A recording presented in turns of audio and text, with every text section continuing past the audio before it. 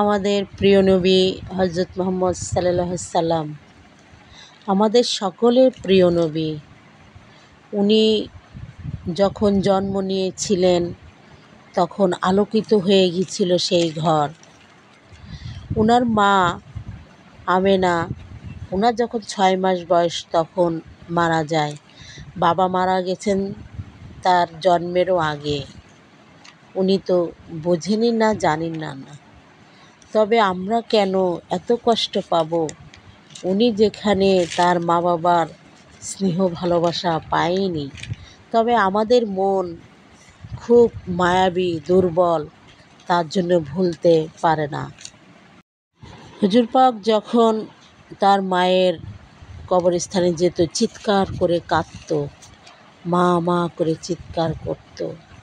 আসলেও সত্য কথা, মা বাবা মতো হয় না পৃথিবীতে কেউ।